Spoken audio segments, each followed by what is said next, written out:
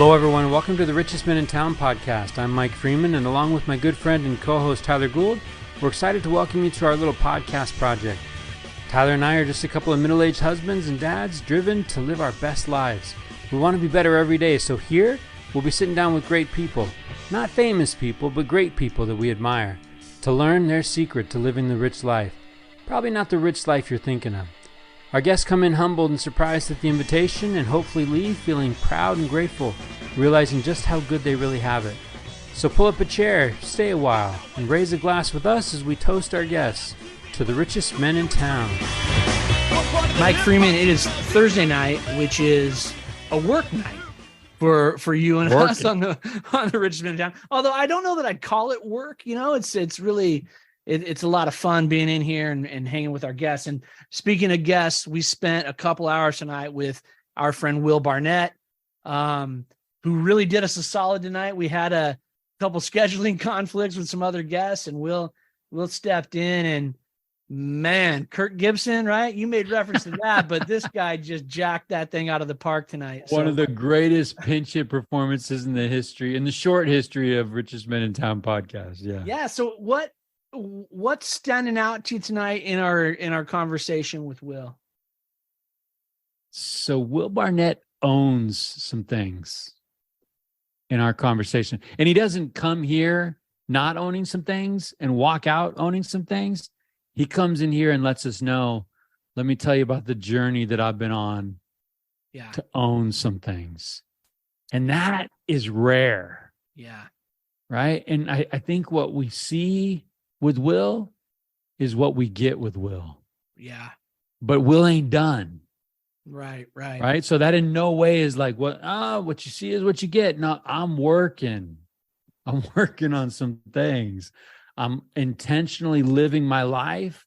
I'm intentionally loving without conditions. Gives a masterclass on some of that, right? Gets into some loss that he's recently experienced and what those experiences have taught him, but it's a distilling process. Yeah. Right? It comes through living where he's awake in his life and he's starting to make some connections in this season that maybe weren't there earlier. Yeah. I thought that he teaches some powerful lessons tonight based on experiences that he's gone through and that he's going through. I felt like tonight was an epiphany for me on some things and I loved that. I always love that. Oh, you're in a good space when that stuff is happening. Yeah. I mean, if we had a podcast, I'd want everyone to hear this episode, right? Because this is amazing tonight. I mean, look, I love every one of our guests, the things that they bring to the table. And Will Barnett is a rich man, and he shares some rich lessons tonight. He's not a perfect man. Yeah. Self-proclaimed, right? Yeah. But I think that if I was a person struggling and I had a friend in my life that listened to the Richest Men in Town, man, I'd love for them to prescribe me some Will Barnett. Yeah. Yeah. Hey, I know, man. I know you're dealing with some things. Listen to this guy.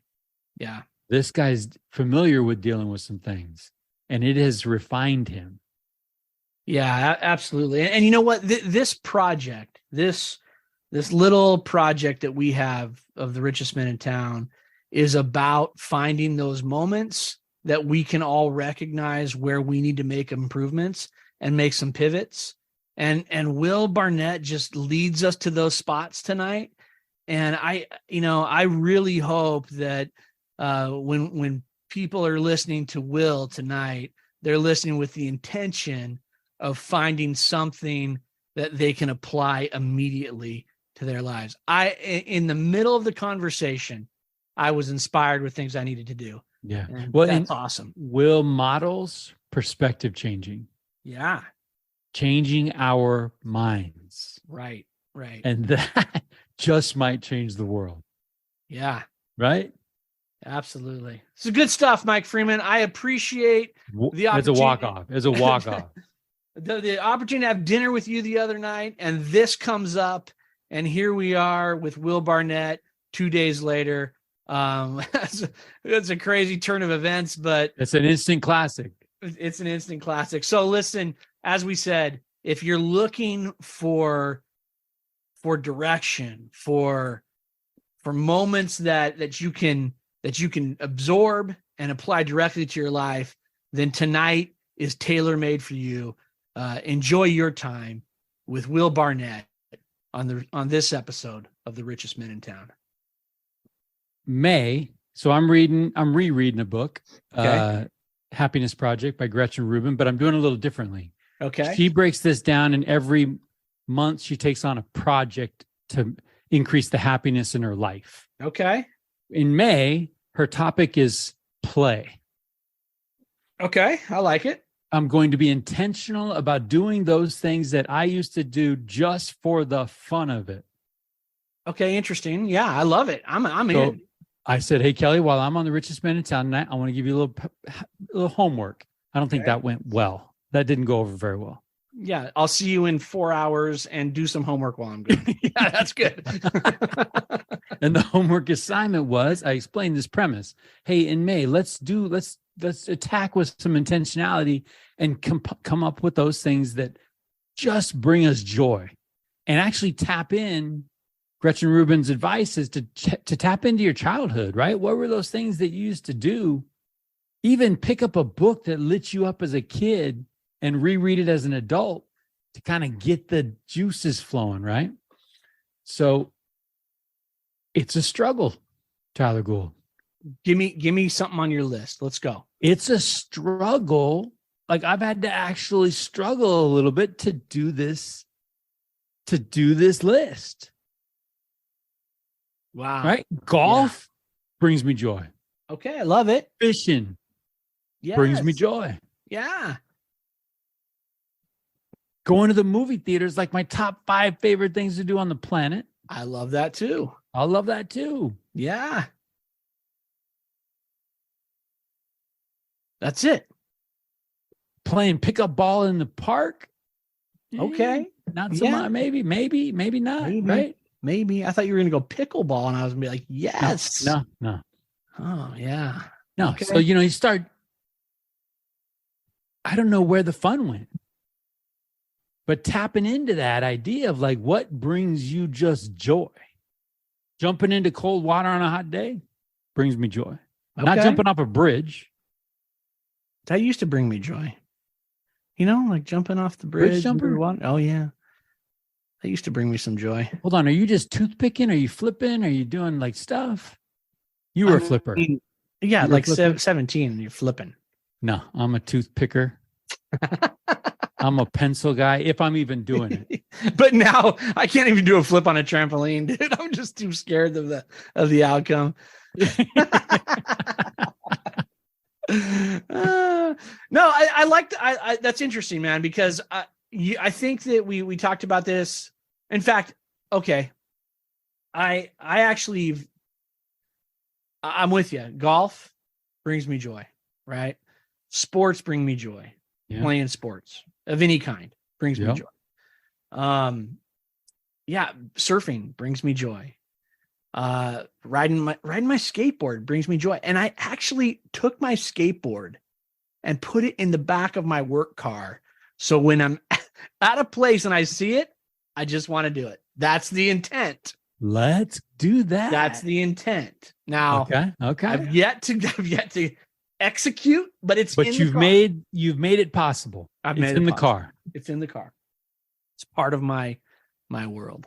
Okay. Right. So, yeah. I mean, I love that idea because I got to come up with a better list. I got to come up with a bigger list. I got to tap into some stuff or discover some stuff. Here's what I think, Mike. Honestly, I think that if your list is small and you start doing those things on that small list, your mind is going to start thinking of other things. You just got to start fishing. You got to cast a line. You got to hit a bucket. I think you're 100% right.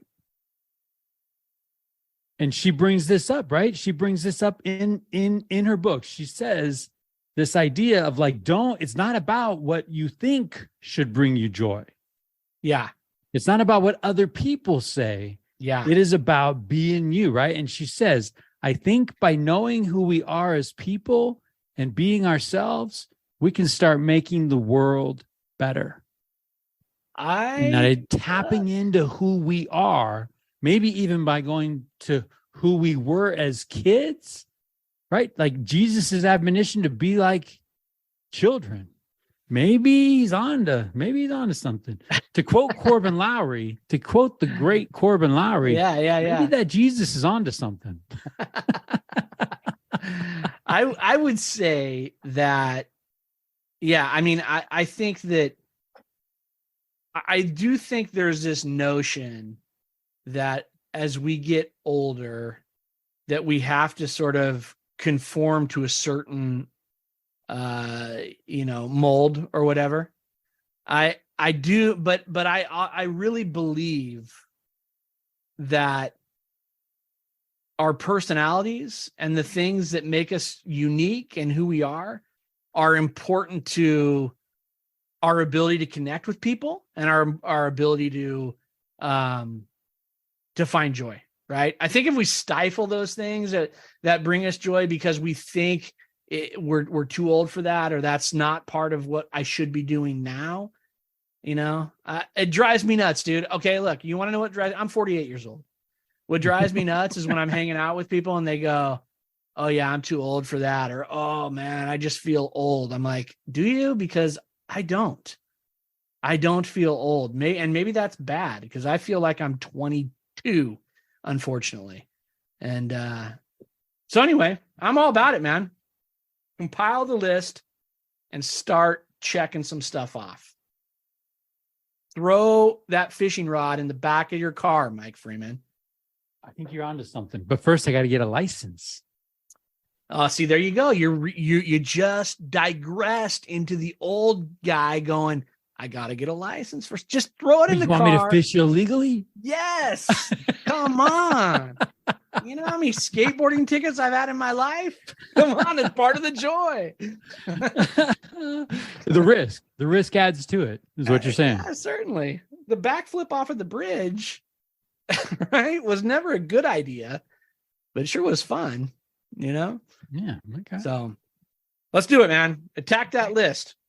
Okay. Well, I got to come up with the list. He's going to come up with her list, and then we're going to have some fun. That's Ricky and I are doing the same thing. We're on the same page. I'm hoping there's some common things on our list. You know what I'm saying? Yeah. But hey, I think part of that is, and this is real too. I mean, honestly, as a couple, right? You and I are in this part of our lives where we don't have young kids really anymore, right? And so before we had kids, my wife and I did everything together. We went to concerts. We went to, we did everything together, all kinds of stuff. And then we had kids, right? And it just sort of like, it was divide and conquer for 20 some years, And so you start to lose this idea of, well, what are the things that we liked together? And now we're at this stage in our lives where we have more time together again. And it's rediscovering, man.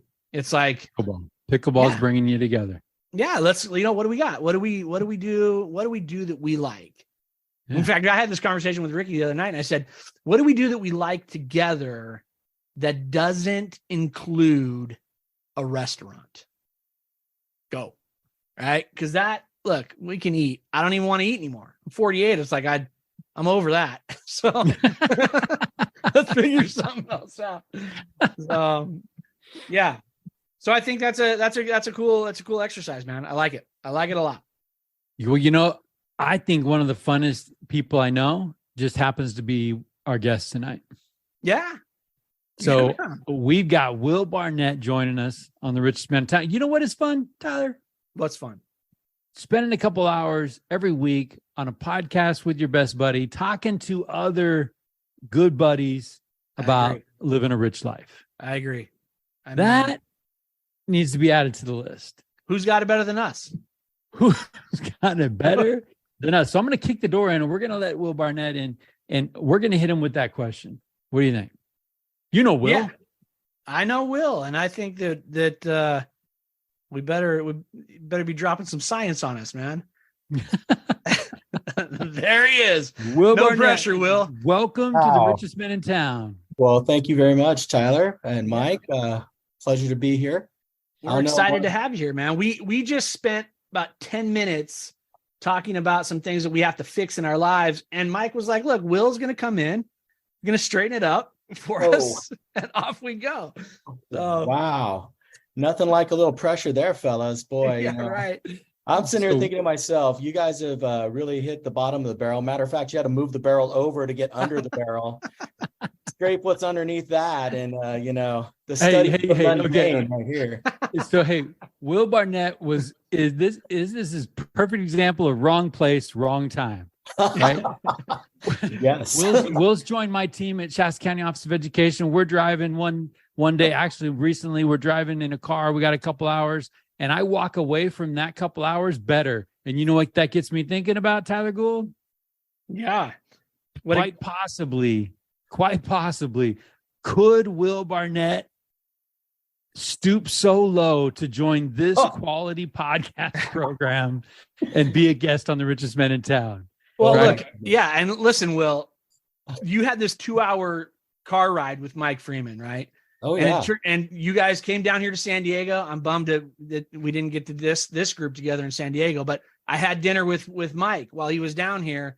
And he said to me, I just spent 2 hours in a car with Will Barnett.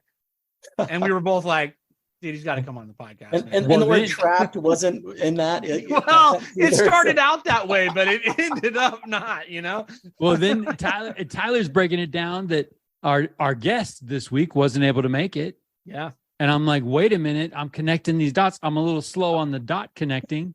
And I'm like, wait a minute, Tyler. I just hung out with a rich guy. Let's see if this guy can jump into the spot. I love it. Well, I'll give you guys what I got. What little wisdom I've been able to discover in life is yours, and I'm more than willing to share. I just, when I got to tell you that 2-hour car ride with Mike, it's one of those things where you share a bit of wisdom with each other, right? Yeah. You talk about, hey, this is something I've discovered in life, and we're going back and forth with that. And I just remember going, my life has been changed in the last 8 months when I went to work at SCOE, not just because of the work I do, which is amazing, but because of the people I get to be with. And Mike Freeman is one of those people. And, Mike Freeman, if you don't know this about him, and I know you do, Tyler, but he's a dreamer. He's a guy that looks and he sees the possibilities in everything, right? Yeah. And to me, that lights me up, right? Working with a guy like that, because he not only sees the possibilities for this organization, this big thing that needs to be able to move, but he sees the possibilities of everybody that he works with, and he draws out the best in them. So look at this guy. Being able to be around a guy like that, that lights me up, right? Hey, Will Barnett, when I got out of the car with Will, Tyler, I walked away and I asked Will one question. I said, are you a life coach? Because I just feel like I would have paid $300 for that experience. Walking away feeling you should have taken that cash and run, man. $300. Come on now. Is in the mail, bro. Okay, hey. So I think this is an appropriate analogy, and it's a softball to my Dodger fan friend. Okay. Oh, okay. The date, October 15th, 1988. Yeah. Quite possibly one of the greatest pinch hit moments in the history of baseball. In all of baseball. Yeah. Game 1, World Series. Dennis Eckersley's on the mound. Bro is unhittable, untouchable. Who comes to the plate? Kirk Gibson. He's pinch hitter because he's injured. He's injured. He's been in the clubhouse, not even in the dugout. Not even in the dugout. No legs. No legs. Oh, what? Look, I mean, 88. I'm 14 years old, man. Like, that is like prime time sports hero time, right? In your life. Yeah. And when that went down, I think. Okay, but hold on. When it went down, you're a Dodger fan. Yeah. When you're 14, are you believing in your hero, or are you thinking this guy can't do anything tonight? No, I mean, I think I'm still in this mode. I'm 48, man. And I'm still like, okay, we're down by 7, but we can still scrape this thing out, man. Like, I'm still that guy. So I'll watch a game until the 9th inning down by 7. So 14, Kirk Gibson's hobbling up. Yeah, sign me up, man. I'm like, let's go. Oh, Yeah, man. sure. Well, so hey, no pressure, Will, but as a pinch hitter, right? Every once in a while, you jump into a space, All you right. crush your Oh, hey, and we've got some track record here on the richest man in town. Just so you know, FYI, everyone, Brian Groh was a pinch hitter on this program, and he's now been a regular. He's been Mitch adopted. Wilder wow. Yeah. was a pinch hitter on this program. So wrong place, wrong time. Brian Groh was in a Chick-fil-A line with me. Man. You know, so Will, you've got a little precedent to follow. Okay, well, let me help you out here. Okay, baseball analogies, right? I mean, Yeah. let's rewind 1986. Okay. Right? Boston Red Sox in the Game 7 World Series. Billy Buckner, who was a hero of mine because his name was all over the school walls where I grew up, right? Napa High School. This guy was a legend. Oh, wow. Ooh. Can you imagine the heartbreak? Can you imagine the Oh, heartbreak? wow. That is The just the exact heartbreak. opposite of Kirk Gibson hitting It the backdoor is. slider from Eckersley. So is Right? Will going to be a Buckner or a Gibson? God, I hope not, Oh, man. okay, I gotta tell you. Because if you guys are hitting me softballs and it goes through my legs like that, I am going to be like embarrassed to the point of, yeah, there's no return. Oh, for that's that, as bro. bad as it got. No, That's as bad as and it gets. If it's that bad, we're going 0 footprint. You know, we're deleting Facebook, and Spotify, everything. I mean, we're gonna go 0 footprint. I believe in you, Mr. Barnett. I believe in you. So do I. But You are no I would Buckner. love to break down the analysis of Bill Buckner, though. Oh man, I tell Right? you. I mean, that's for another day, but Right. It's a great chapter in a book called The Psychology of Sport. well, Right. just like a moment in time. Like, this guy is a great player. Yeah. And Great. a moment in time where one thing happens, and for the rest of his life, he's known for that moment. Yeah, That's never a mind trip. all the other wonderful things he does, all the charities he's been involved with, all the philanthropic work he's done. He's remembered for a ball rolling between his legs in the last out, what should have been the last out of the Yeah. World Series, right? That is wild. That is Yeah. painful, right? And can you imagine if our lives are like that, right? Where we're judged forever by our worst moment, even with all the stuff all the good that we've Right. done. Right. That's pretty gosh, painful. That is. But you know what? That guy's name's on millions of people's lips, right? They all remember him. And you're right, Tyler. There are other things, right? And Yeah. those worst moments, like Mike was saying, can't define us. Because if those Yeah. worst moments do define us, oh my gosh, we're all done for. 100%. It's Right. interesting though, as we're talking about that, like it makes me think about just the principle of forgiveness, right? And like being quick to forgive. We talk about that in our house, with the kids. Like, Oh, yeah. we want to be quick to forgive. But yeah, as that whole Buckner story just makes me think about that. Like, man, I've got to be better at deleting those moments from my mind and remembering, the good that people bring to the table. Well, I remember you coaching youth sports 101. Will, you're a coach, right? Having some kind of signal from the sideline to the players to flush that last play, right? Flush it, do a physical gesture, something to help with the psychology to wipe that last play out. Otherwise, you'll see it change them right in front of you. Yeah. Yeah. We're cruising, they make one mistake, and it's like a boom, boom, boom series of unfortunate events that lead to loss. Right. And Crazy. boy, let me just remind you, we're talking about sports right now. We're not talking about life. We're talking about sports. Yes, it has a, huge impact on us, and we feel those emotions of the moment, and those things stick with you through time, sometimes more than the words that people say, right? Is that emotion, like Maya Angelou is famous for saying, people will forget what you said, but people will always remember the way that you made them feel. Yeah. Right? And so we got to remember that, this is sports that we're talking about. In real life, those ways that we make people feel, they can last throughout a whole generation, right? And so big deal. In fact, I think a lot of adults are dealing with things because somebody forgot that message. Yeah. And Tyler said a key word to me, and it's grace, having that grace for others, because, oh man, I tell you, if it wasn't for grace, I couldn't be where I am right now. Amen. Man, yeah. And those are some hard lessons, right?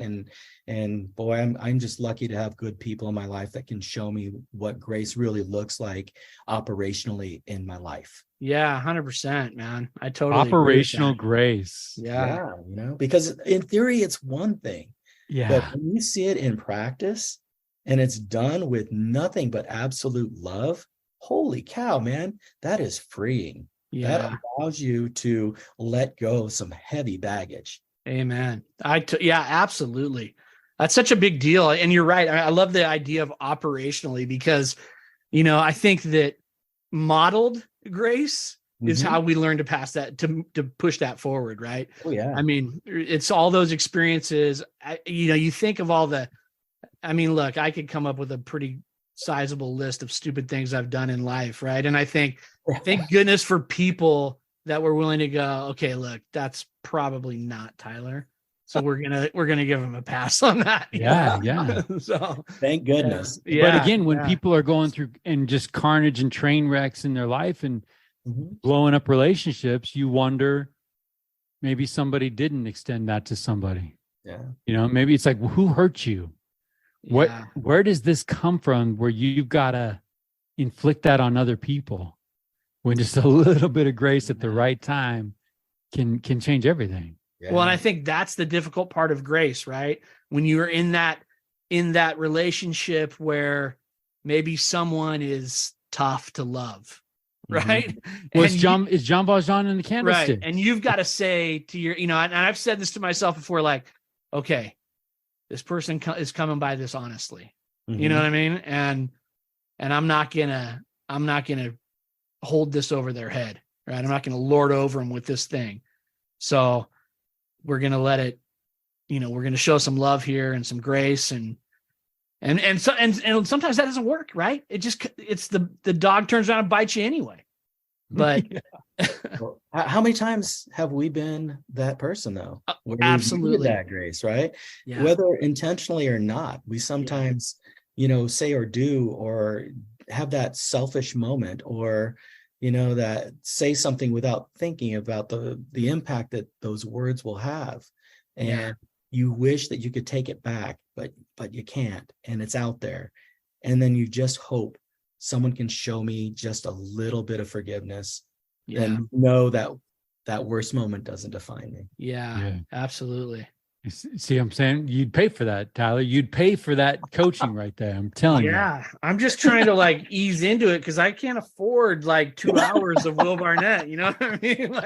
I'm just picking up the tab, baby. Okay, good. Let's go. Hey, Will, while you're in the waiting room, we were kicking this thought around, right? So I'm reading The Happiness Project by Gretchen Rubin, mentioned it on previous episodes before. I'm trying to, at the start of every month, I'm trying to read her project for the month. Every month she's tackling a particular aspect of her life with the intent and the goal to increase her happiness. And May, her focus is play. She wants to get back to straight up childlike, for the fun, joy, not for any financial reward or competition or recognition, just play.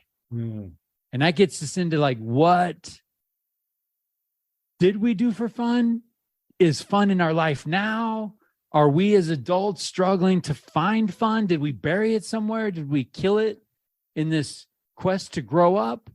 Right? So as I got you here, Will, when I say play and doing things for the fun of it, what's a couple things on your list? Man, I think that in the last few years, I've been able to rediscover this little nugget, right? And it is not just about play, but it's wonder. The idea of wonder, because it's something that we lose as children, because we go and we sit in these desks and we stare at whiteboards and blackboards and get chalk on our fingers from writing, I will not pull Susie's hair in the classroom and stuff like that, right? And we get the wonder kind of pulled out of us. And there's little nuggets and flashes of it throughout our elementary school and high school careers, but then we lose it as adults. We start to understand how the world works, and we start to forget that there's a magic in this world. And it's when we start to allow ourselves to wonder about how things could be and how things are different and how things are similar, right? And it's that allowing yourself to explore in the world like a child again. I've been very fortunate that, in the last few years, I've traveled to Italy a couple times, and being able to go there and see how similar it is to the place I grew up. I grew up in the Napa Valley, and how very different it is as well. And how there's this rich, beautiful history there that, I'm not connected to with any kind of, ancestry. And yet, knowing or even history lessons in school, right? Everything's novel, right? Yeah. And so going there and being able to just explore this, and I wouldn't be able to do this without my wife getting on board with it, right? And saying, yeah, this is something I want to do, without some friends that, have encouraged me by buying property over there and saying, hey, stay at our place and come over with us and we'll show you it all around. And without people like that in my life and providing opportunities to explore that wonder again. And then it doesn't have to be across an ocean. It can be in my own backyard. I can be kayaking down the Sacramento River, put in at the Posse Grounds and pull out at Bonneview. And that changes. I've done like four or five times I've done that. And the river's changed every time. And it's a beautiful thing, because, boy, I tell you, when you take the time to explore just the world around you, and you have somebody or some people that want to explore with you, and you bring that wonder back into your life, I mean, that's a joy. And that's where play for me comes in, because when you can, when you can really do something like that and participate in something like that, I think it's great. Mike and I were talking about athletics one time not too long ago, and he said, Will, you strike me as a guy that things come naturally to, and like, which is code, Tyler, for he beats me at golf. And then he says, I've had to work at every single thing that I've done athletically, and and there are some things that came really naturally to me, but some that I really had to work at. And at this point in my life, where in my brain, I'm 50, well, I'll be 53 this weekend, right? In my brain, I still think, oh, I can still do these things. I can still perform at this level, until I end up on my butt and go, it's nowhere near what I thought I could do, right? Right. My body teaches me a different lesson. So, I just think that being able to play still and being able to stress your body and do things and have fun in that way and not take yourself seriously, I think there's a lot of fun in that. So I love that notion of play. Yeah, I do too. The idea I of agree wonder. With that. Here's the question though. I think is that, you talk about, and I've had a lot of conversations with people. I was telling Mike, I'm like, I'll be hanging out with some people and that's, I'm not going to do that anymore because I'm old. Right. And in my mind, I was telling Mike, I'm like, I don't feel old, but so I'm like, well, what are you talking about? Like, let's get after it, but so how do we get to that place where we're open to discovering wonder, or we're open to opening that up, right? Because a lot of people you talk to will tell you, I'm so busy, life's overtaking me, the stress of work, the stress of family, the stress of relationships, whatever it is. has beat me to this point where I go to work from 9 to 5, I come home, I'm going to sit on that couch, and that's about as much wonder as I got in me. You know what I mean? So I'm curious about that for you, Mike, you too. Like, what's the formula to discover or to be open to allowing that back into your life? Because there's some point where we shut it off, right? Or we at least limit it because we justify this idea of, I'm just too busy. I'll get back to this at some point. I think that kind of lends itself to how do we handle stress as individuals, right? Because you have people that say, you know, that's my capacity and that's all I can give. And then you have other people that say, you know what, I'm going to lean into this. I'm going to let that really, kind of sharpen the edge here, hone it down a little bit. And I like to think that I'm the latter because I don't want just the pressure of life to crush me. I mean, at one point in my life, I was 5'6.5", and I think without my hair now, I think I'm like under 5'6", and so I can't have life crush me anymore. You know, I have very little height to give up here. So I just, for me, it's like, okay, I'm fortunate to be married to this dynamo of a woman, right? Angela Barnett is probably the most amazing person you're ever going to meet because she has endless energy.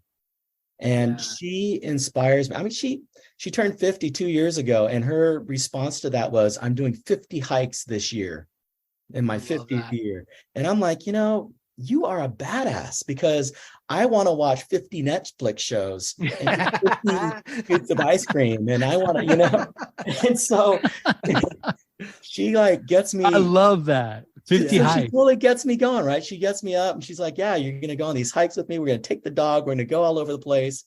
And we explored Shasta County. We explored California. We went to Hawaii and found ourselves on top of this mountain in the middle of Oahu, climbing up a rope on the steep mud hill, sheer 45-degree drop on either side. Sounds like a Dateline episode ready to happen. Seriously, right? I mean, I thought this is the way to get away with killing your husband. Cut the rope. But we're sitting there going through this, and after we came back down from this harrowing ordeal, we're standing on the beach, and I was like, that was probably one of the dumbest things we've ever done. But at the same time, I was like, I can't believe we just did that. That was amazing. Yeah. I love that. But isn't it fascinating that someone's on the couch? Yeah. And someone's just like, okay, cool. This is as good as it's going to get. And someone's like, nope, I'm grabbing it by the throat and I'm doing more. Right. And I think Tyler, it's almost like your strategy on jogging. Let me see if I get this correct. Yeah. Right. If I get out of the house and I just go around, I tell myself I'm going to go around the block. Yeah. It turns into something more, right? 100%. Yeah. I think that this journey of discovering is like, if I can just start with a trip around the block, right? If I can, like you just said, I want to have fun. I want to skate more. So I'm throwing the skateboard in the car. Yeah. That's a start, right? Hey, I want to go fishing. Throw my fishing pole in the car. Yeah. Throw the golf clubs in the car. Yeah. Right. And like, I'm just going to go get started. And then, because I love, Will, how you started this whole conversation talking about Italy was like a couple of years ago, I discovered a nugget. Right. And that idea of taking a chance and stepping out and doing something, because then I think what you're going to find, I think the hypothesis would be those things give you more to give. Oh, yeah. The world around you, right? So it's like, I'm a better, more developed, better person in my job, in my relationships, because I'm filling my play bucket. I'm filling my joy bucket. I'm living this life of wonder, right? Brian Beasley came on, and Brian Beasley talked about a long time ago, as a kid, we ask hundreds of questions every week. Yeah. And as adults, we ask like 8, right?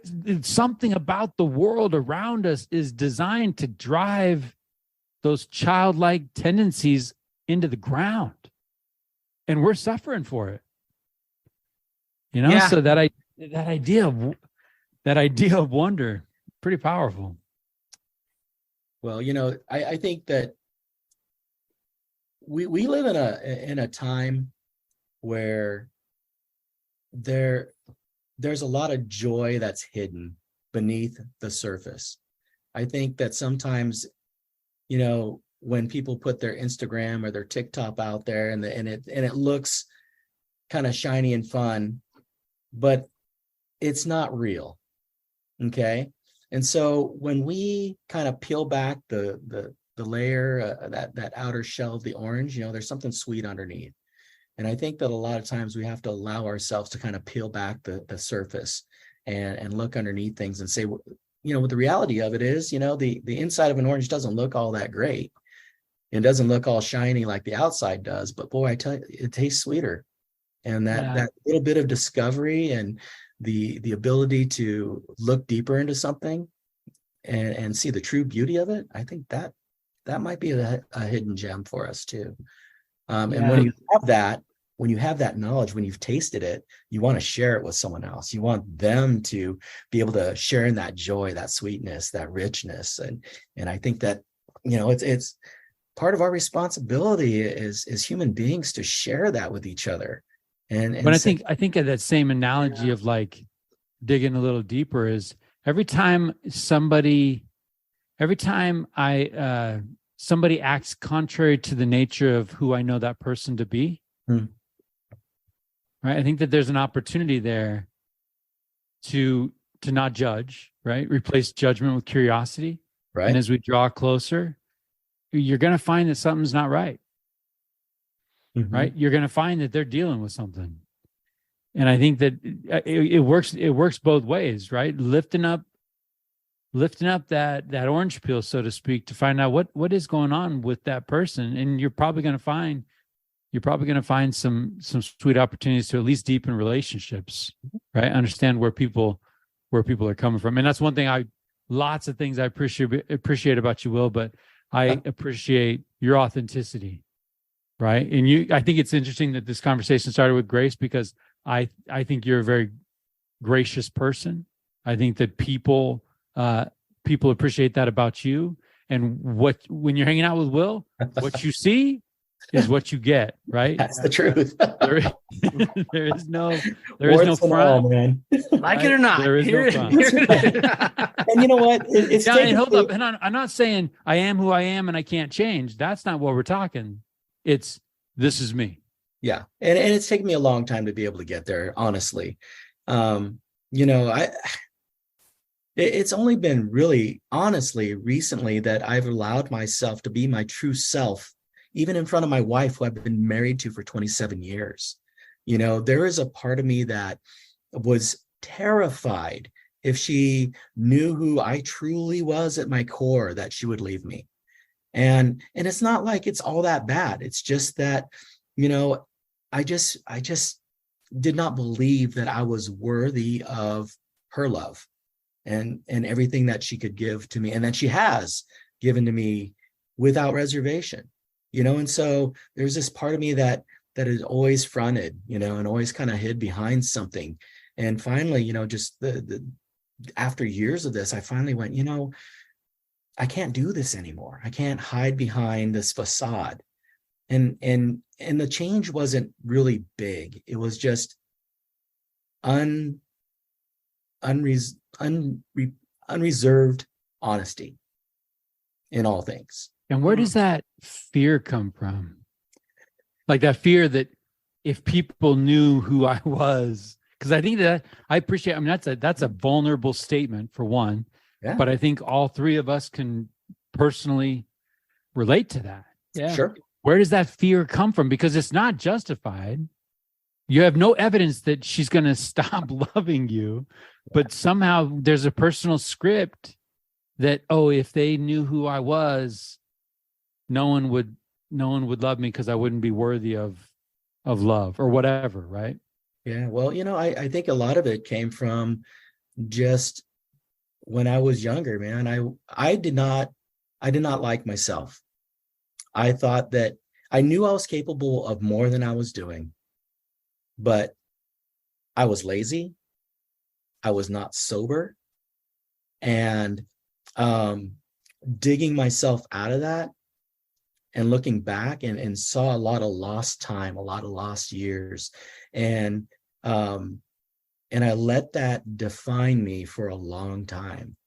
And so that's stuff that you can't just sit down at somewhere and just leave it. It's something that kind of, in your worst moments, they raise their head again and say, hey, we're still here, And those rocks in the backpack. Yeah, right. It's the pebble in the shoe. It's that thing that's just going to kind of needle you when you're tired, And so those are the things that, I look back, and that was a hard time, in my early 20s. I had not really gone to college. I kind of went to the JC after high school, and all my friends had gone off to universities and grew up in Napa, right? Yeah, I grew up in Napa, right? And I had great teachers, and I had people that believed in me and really wanted me to do well for myself, but I didn't have that confidence in my own abilities, right? So I never really tried very hard with school, and I just went for the social part of it, and so I didn't have grades to get into university, so I had to go to JC, and all my friends left, and so I just found new friends. I found bottles of stuff that I could drink that made that pain go away, right?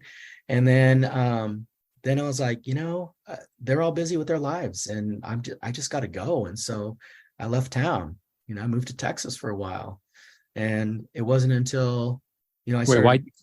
Why Texas? Why Texas? Okay, so my brother had moved to Texas, and I went there just to visit him, and had a great time. It's like a whole state with school spirit, and so and I don't know. Dallas is like in the early '90s. Dallas was like this great party because everything was different and everyone was fun, and there's these flashing lights. It was the big city, and I fell in love with it. And so I went, and I was there, and the next thing I knew, 3 years had passed, and I knew a few people, but I wasn't sober anymore. I wasn't very productive. I would go into work, and I would do my time, and I would get a paycheck, and I would go and drink and hang out, and I wasn't happy. And so I let that really kind of define who I was. I wasn't a happy person. I missed my family. I wasn't connected with anybody romantically, but I had women that would come in and out of my life, and that to me was, hey, that's what love is. It's physical attraction that lasts for a little while, and then it moves on. And so, that was a dark time for me. And so I look at that struggle, and I hated that part of myself. But then now on this end, I look at, okay, I was able to navigate that in the best way I could. Didn't really have a lot of support because we didn't have connections that kids have today, right? I didn't have Facebook. I didn't connect with my parents. It was expensive to call, right? If I called my parents for 5 minutes on the phone back then, it was like, $50. And so I didn't have that continual support from parents and stuff. But so looking back now, hey, I made it through that the best I could. Well, can I ask a question? I'm curious. You said, as you're going through this process, you said, I wasn't happy, and how did you discover that? How did you, I think when we're in that mode, Mm-hmm. we're so busy like masking things, right? And we're kind of patching things up and trying to keep the boat afloat, and happiness, the definition of happiness changes, or we change it to fit where we're at. Right. So, hey, this is happiness right now. So how did you come to that conclusion where you were able to have sort of a moment of clarity and say, you know what, I'm not happy. Yeah, it was like, waking up one morning and saying, 3 years have passed, and nothing's changed. I thought coming out here would be, fun, yes, but it would be a new chapter. It would be an open door to be able to discover more about myself and be able to become something that kind of like, in a chrysalis, right? A cocoon. Yeah. Right. I can emerge as something different. But the funny thing about that is that when you pour liquid into a cocoon, it stops its development, right? So you're pouring liquor down that cocoon, and that, the only thing you can do then is just light the damn thing on fire. Yeah. I just woke up one day and went, wow, this is just not where I want to go. And I didn't know how to get out of that. And then one of my buddies from high school was getting married. And so he asked me to be in his wedding party, and I happened to be matched up with this hot, incredible blonde because she was a little bit shorter than me. And she turns out to be the thing that saved my life. Mm. And we didn't know it at the time, right? We just thought, this is someone fun. This is someone interesting. This is somebody that, I would like to get to know. And she saved my life. She turned me around. And even then, I didn't want her to know the depths that I had just come from. I didn't want her to know that part of me. And I wanted to be a better person because of her. And so, of course, that starts me on a road of getting back into school and finding what I want to do as a career. And, her dad was one of these guys that just said, hey, you need to go to college. You need to go and get a degree and figure this out. And he inspired me to do that. And so, and she did too, and she's been with me every step of the way through the good times, the bad times. And even afterwards, times got pretty bad for us because, I'm not a perfect person at all. And she still loved me through the hard times. I love the sequence, right? I love the sequence because that mirrors so many of my own personal experiences. Like right when I'm like, I got to make a change. It's almost like the road meets your feet. Yeah. Right. Like, yeah. I hear you. Here's the avenue. Yeah. Her name is Angela. I love that. I think that and what is it about a good girl's love? Right? A good girl's love, something in that, if you bottled it, it'd change the world. Oh my gosh, yes. And I think sometimes, and I know I'm guilty of it, I've taken it for granted. And I haven't honored it always the way I should. But I tell you now, I've learned some hard lessons, and I've learned that I will never disappoint her again. I will do everything within my power to make sure that the rest of her life is the best of her life. That's awesome, man. Can you let me in, or let Tyler? And you shared with me, this decision you made a couple of years ago about dishes. So Tyler, I was talking to him about, I think Daniel Sellers talked to us about Grandpa, hey, don't wear jeans, wear slacks, and every once in a while bring flowers home. Right. So I shared that thought, and we'll break it down for us. Okay. So, just one of those things that I've realized about my wife is that she's probably one of the most giving people that you'll ever meet. She has served in the church for her life, and she works as a nurse, and she gives 100% all the time. Boosters. Boosters at school. She, raised these 3 boys, sometimes on her own when I was busy doing, getting my admin credential and all this other stuff and all those things that I thought were important. Right. And so she did all this stuff. And I realized, she comes home, she's tired. And even if I cook dinner, she's like, is doing dishes and stuff afterwards. And I'm like, you know what? she's never going to do a dish again in her life if I have anything to do with it. If I can just take one thing off of her plate, even if it's something small like that, then I will do it. She deserves to be treated like the queen she is. And some days I won't have the capacity to do everything, but I can do the dishes. I can make sure that she never has to do that. This is like a book, like, make your bed, do the dishes. I love it. I love that, Will. I mean, it's the little things, right? It's those little things that I hope sends that message that what, and I don't even care if she realizes it now or if it's 10 years down the road that, she hadn't had to get Dawn dish liquid on her hands or whatever. And, and it's figurative because, there are some times when she will do dishes, but that's sure. My intentionality though, is you won't do it if I have something to say about it, because if I'm able to, I'm going to. And here's what I love about it. Your boys are watching. No, like really, I mean, I could see one day we're going to be gone, and it would be cool for them to be able to stand up and say, you know what? Mm-hmm.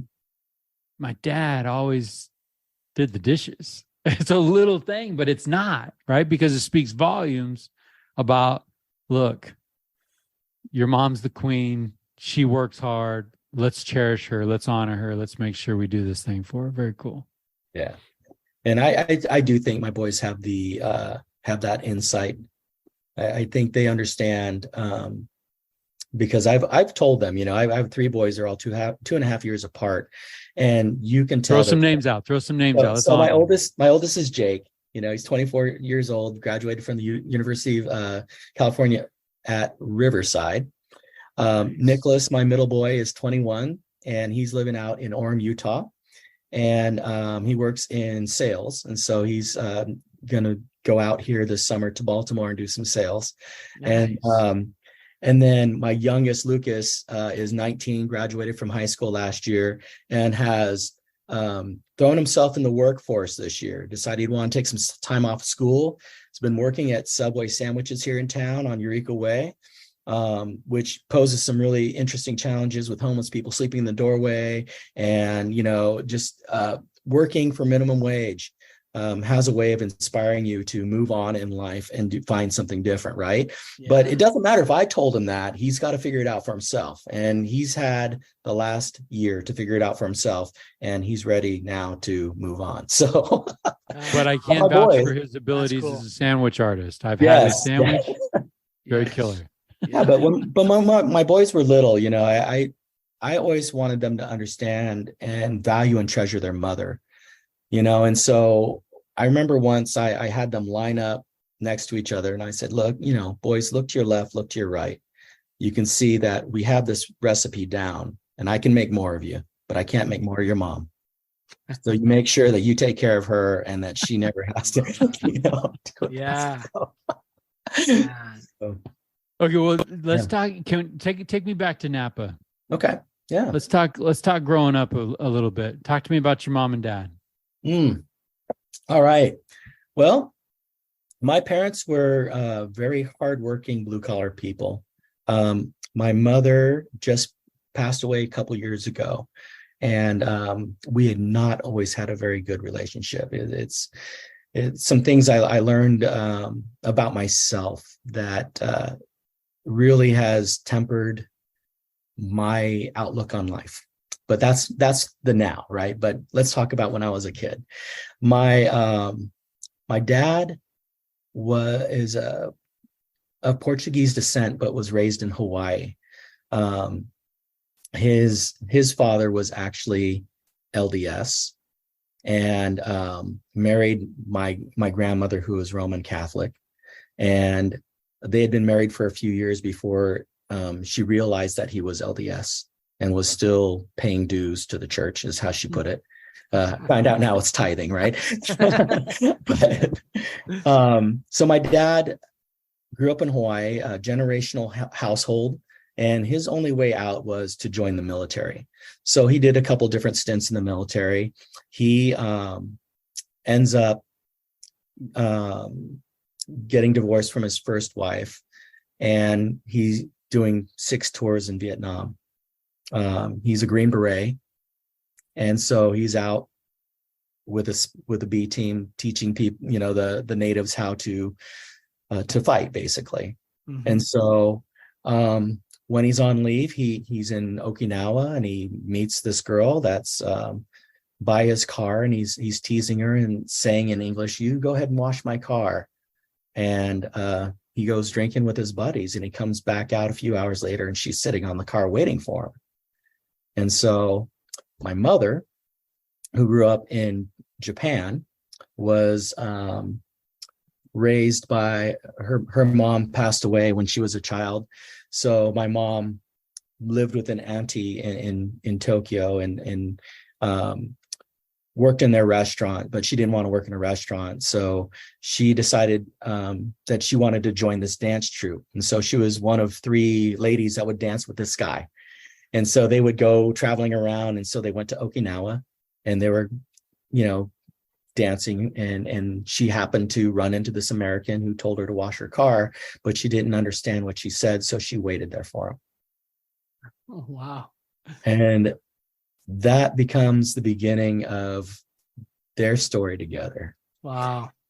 Okay, so fast forward, they get married. They end up, my dad decides to retire from the military in the 70s. We move into Napa. My mom's working for the sheepskin coat factory in Napa, Sawyers of Napa, and so my dad's bouncing around trying to find work because he was in the military. He didn't have a whole lot of training in a lot of things, and so he's bouncing around, and my mom's working there, and life was kind of tough. We didn't have a lot of money, and but by the time I hit middle school, my neighborhood was really cool because I lived kind of out in the country. It's the Carneros district of Napa. It's really famous for like the Pinot grape now. Okay. But back then when we were growing up, it was like peach orchards and apricot orchards and hay fields and stuff. And so it was a lot of fun growing up out there. And everyone around us had boys about our age, and so we had this really great group of friends that we always played with and grew up with, and they were great. And so by the time I was in middle school, though, I found some lifelong friends that to this day I still treasure. My friends Andy and Tyler and Kevin came along in high school. And I mean, these are guys that I know, like if I need to call them in a pinch, they're there, and then my best friend growing up was Bill. It was a guy I met when I was 7 years old, and we're still to this day close as can be. Love it. So my parents, right? They want to make a better life. My mom is working for this coat factory. She raises up through the ranks, becomes like this supervisor, goes on trips all over the world to push these sheepskin coats. She gets to meet people like Larry Hagman in Dallas, right? And Nice. she's traveling to New York. We'll drop that in the show notes. Yeah, right. JR, man. Here we go. And then, but now she's thinking back to her childhood, and she goes, what I really want to do is open a restaurant. So she opens up the first Japanese restaurant in the Napa Valley in the 80s. And then my dad is working there in the evenings and working elsewhere during the day. And so he reconnects with a buddy from the military who says, hey, I'm going to apply for this job teaching ROTC down in Oakland. So he's like, I want you to apply for this too. So my dad becomes this ROTC instructor at Oakland High School. And so, he's like going to work at 5 a.m., driving down to Oakland, working all day with these inner city kids of all these different ethnicities, right? And then coming home in the evening, working at the restaurant, and then coming home at 10 o'clock at night, and then hitting the reset button and doing it all over again.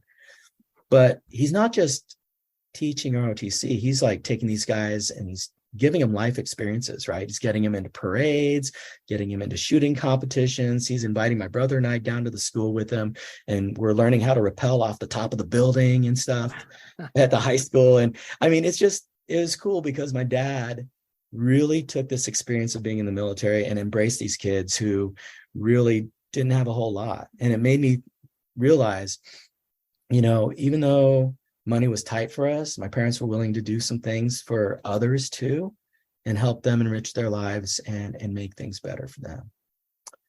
So, yeah, I had to work in the restaurant as a kid, everything from bussing tables to grilling chicken. And man, I hated it back then, but man, what a blessing it is now, because boy, I can do things in a kitchen that some people can't. And, we were blessed that my mom was able to teach some of the area chefs how to make sushi for their big parties and stuff. And so, they invited her into their kitchens and she said, no, teach my boys how to cook.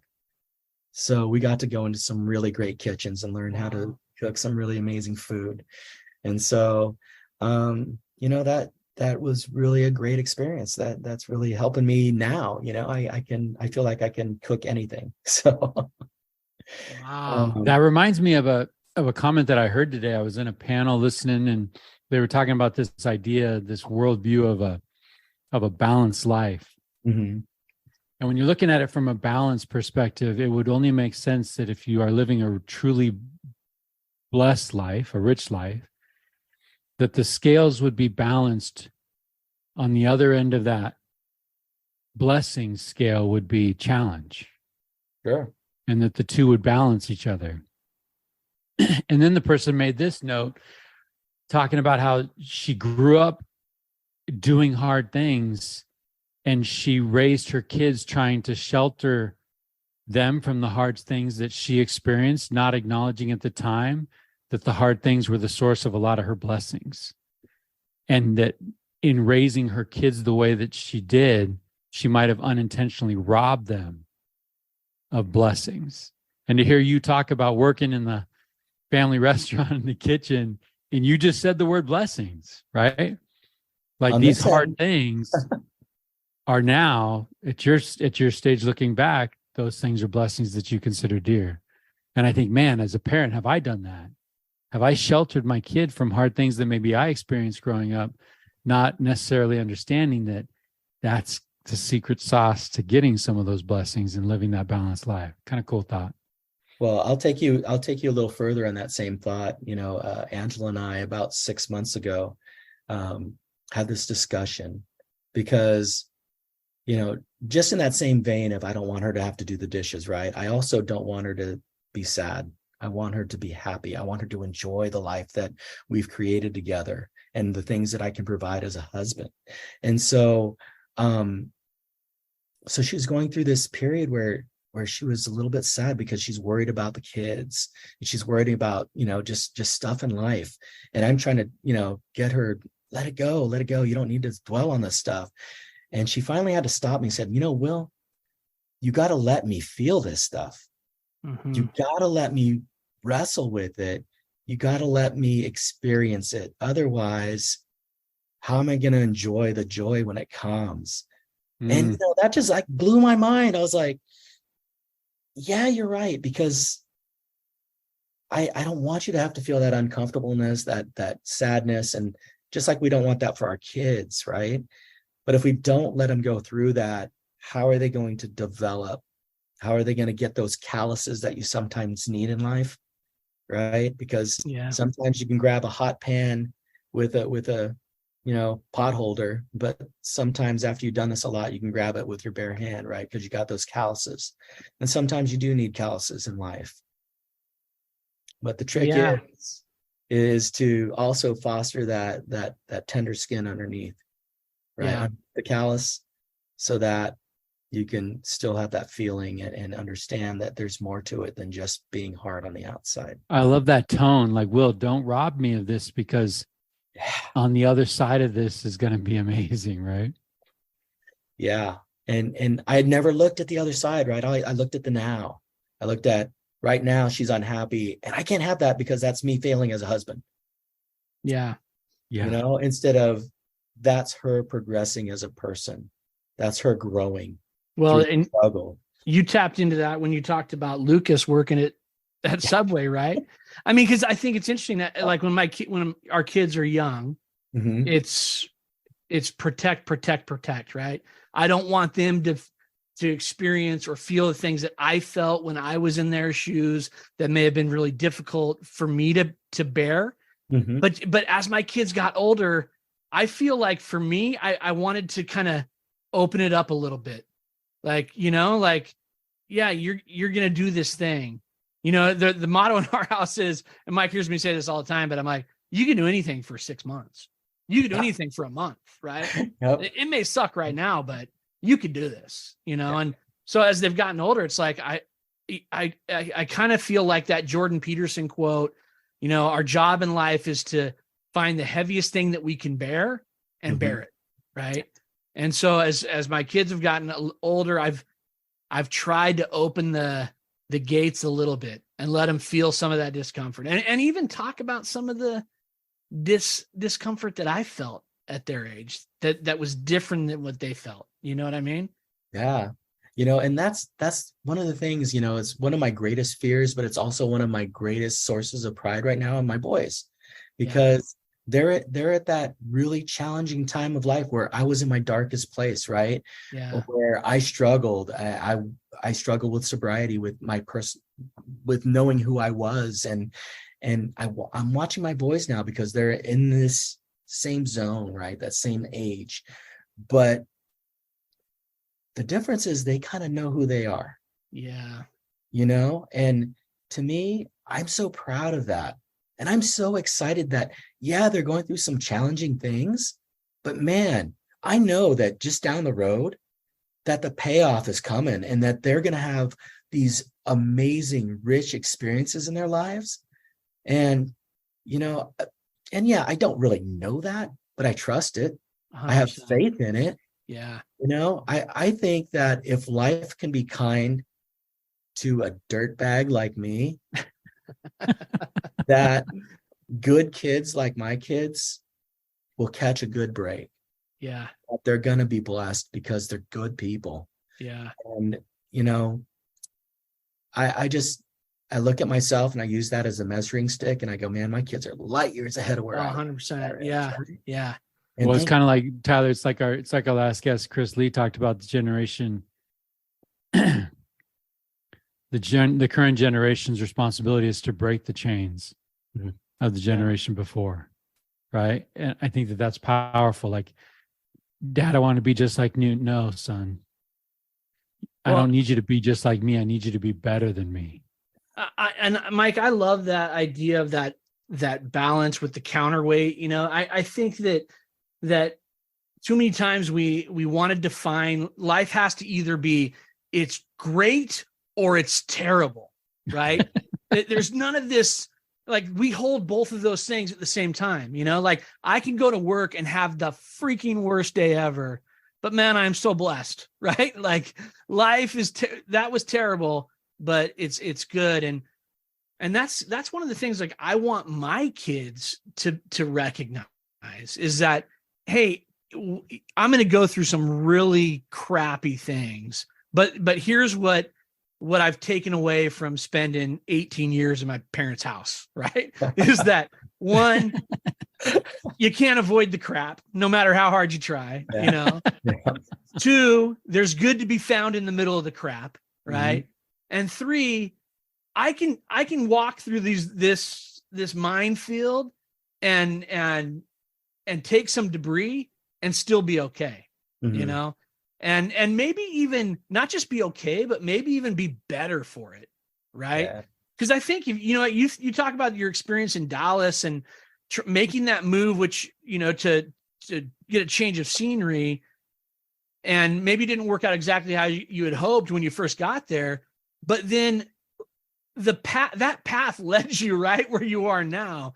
And so sometimes I think like, man, we've got to be willing to just say, I can hold both of these things. I can hold the crap and I can hold the blessings and realize that those two things can coexist. Right. But I think mutually exclusive. I think too, Tyler, the idea of like so many times we have this mindset of like, I just need a change of scenery. Yeah. Right. It's like, well, where you are is where you are. Yeah. Wherever I go, there I am. Right. It's like, and it's like, yeah. I have this struggle. Well, guess what? I'm going to leave Napa and I'm going to go to Dallas, and guess what's coming with me? Yep. That struggle. Exactly. Right. And eventually it's got to be, what are you going to do about it? You're going to wake up and you're going to feel this almost like this divine discontent, right? Like, man, I know I can be better than this. Yeah. Right. My mom, my dad worked hard, did all this, not for me to just do this with 3 years of my life. Right. And I love that idea of like, and I'm going to send you to help her. Right. And then Angela comes in and changes happen. I mean, I think that's a powerful thought. Yeah. And, I was just thinking about what you talked about earlier about when you have this balance in life, right? But sometimes, balances don't work as true as we wish they would. And there are times when we're low and we still need that lift. But there are times when we're doing really great, when things are firing for us on all cylinders. And those are the times when we have a real responsibility to reach out to those other people that are struggling. Yeah. Whether it's, hey, I see you, I feel you. I understand where you're at. A kind word, throwing them out, saying, let's go to lunch. We have that ability to impact other people's lives in such a positive way just by the interactions we have with them. And when things are going good for us, we need to remember we've been low before and we can help bring somebody up. That's one of those things that I try to remember, especially this was a lesson I learned when my mom passed a couple years ago. My mom was not always the mom I wished she was. And that's on me, because I had an expectation from my mom that was beyond her capacity. And so I had to reset my thinking to be able to understand that we each have a capacity to be who we are. And some people can grow past it and expand their capacity, and some people can't. And some people, through whatever reason, whether it's their addictions or their selfishness or whatever the case may be, they're trapped within this shell of who they are. But it doesn't change that we can still love them. It doesn't change that we can still accept them for who they are, shortcomings and all, right? And so I didn't realize till too late that my mom was pretty perfect in that she loved me unconditionally. And I had to rewind and say, Will, you put some conditions on your love for her because she wasn't who you wanted her to be. And I had to kick my own ass over that, because I could have been a better son. But that informs me as a father, because I will never put conditions on my love for my kids. It informs me as a husband, because I will never put conditions on my love for my wife.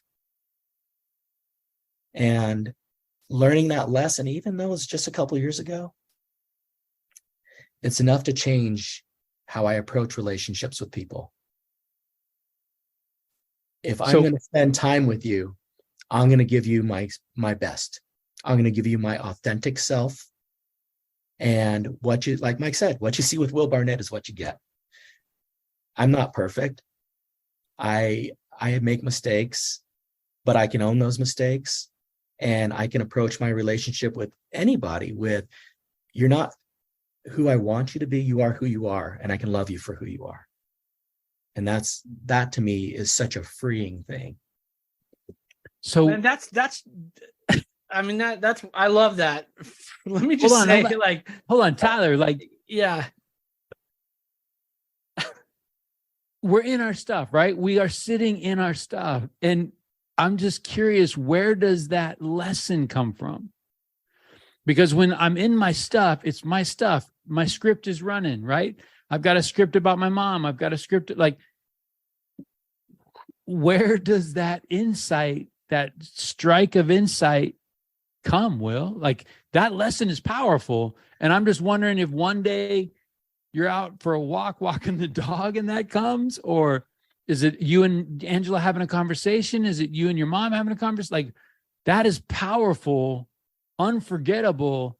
And I'm just wondering, how did that happen? So my mom had been dead for about a year, and her wish was to be cremated, but to be interred with my father, who was buried in Hawaii.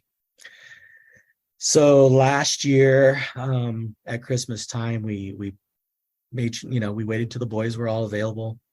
And I reached out to my brother at least 6 months in advance, and my half brother about 6 months in advance, and my brother's kids, and said, hey, this is when we're going, because this is when I can get my family together. And financially, my brother was in a place that was impossible for him to go. And so he said, he just tapped out, said, I can't do it, but I entrust you to be able to go and take her and do this for her, because this is what she wanted. And I was pissed. I was so mad at him, because I felt like at that time he was really letting my mom down, but really letting me down too, and like kind of threw it at me to take care of. And it wasn't until I started talking to Angela about it and saying how mad I was, and she's like, pump the brakes, buddy. Okay. Hey, look, this person was sent to my life for a reason. Okay. Not just to be my wife and to be, the mother of my children, but to also be the voice of reason in Will Barnett's head. Right. Angela's the life coach. Maybe. Amazing, right? So she says, hold on, pump the brakes. This isn't in your brother's capacity right now. And so I started thinking about people's capacity.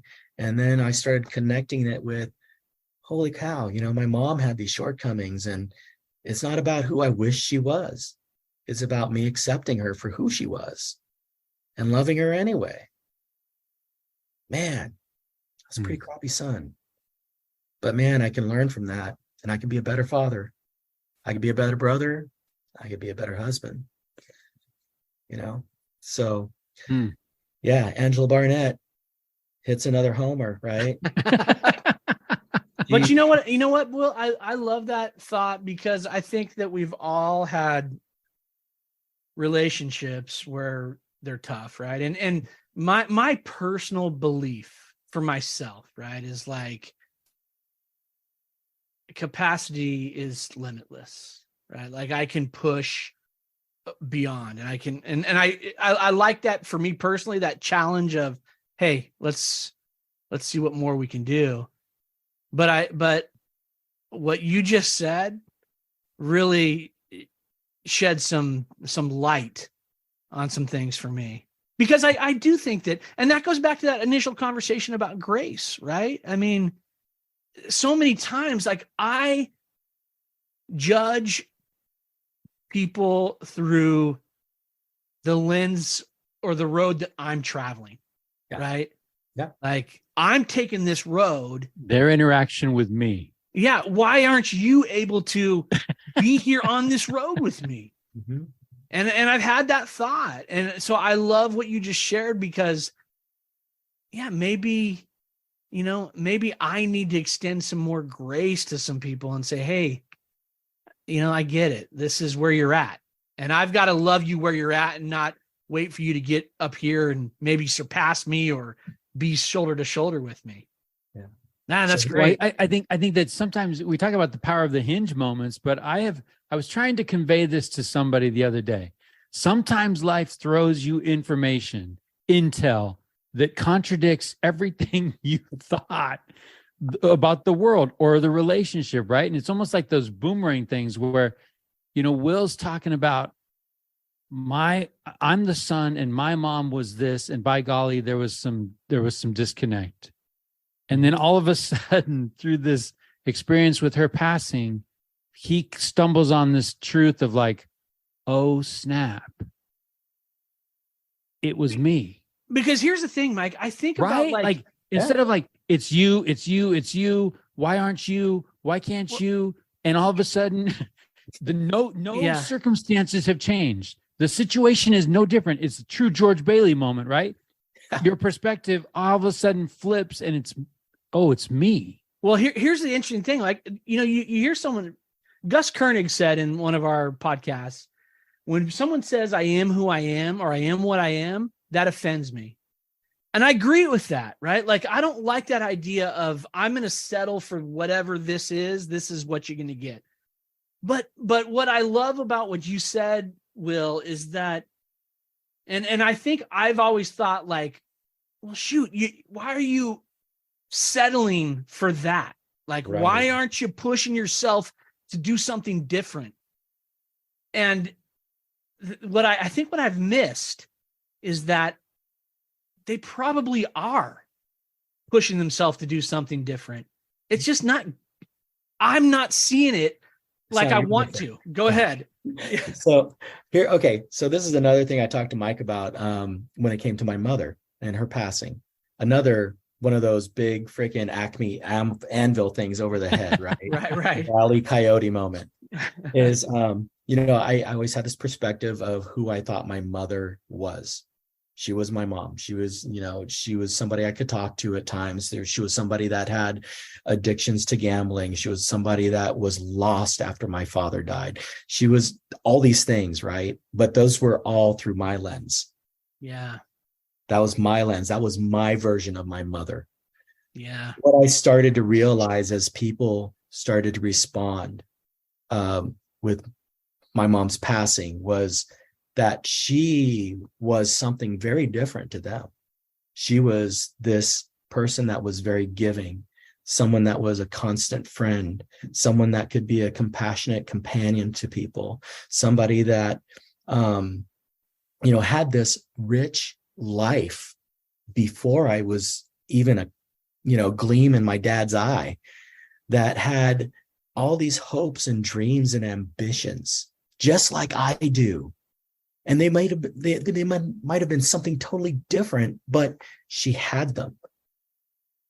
And as her kid, I think of my parents, and I've always thought of them as something eternal, like the sunshine. The sun's gonna come up every day. My parents are gonna be part of my life. And I took it for granted that I knew who they were. But now, on this passing, I've discovered that there's so much more to Kyoko Yamamoto Barnett than her second child realized. And there is so much more to her ambition, her drive, her love of life. Now, if I'm just realizing that about my mom who raised me, now I'm looking around about all the people who love me, who are my friends. And now the story isn't just the lens of Will Barnett. The story is, how do we collectively all see somebody, and how does their world impact mine, and how do I impact theirs, and how do we now collectively tell a story together that makes sense, that makes you realize that a person isn't just what they say. A person isn't just what your perspective tells you about that person. There's more about their hopes, their dreams, the stuff that you don't know because you don't see, the struggles that you're never part of. There's more to people than what we see through our lens. And if we can accept that and make that part of how we deal with people, how much easier is it to extend love to somebody when you know, right?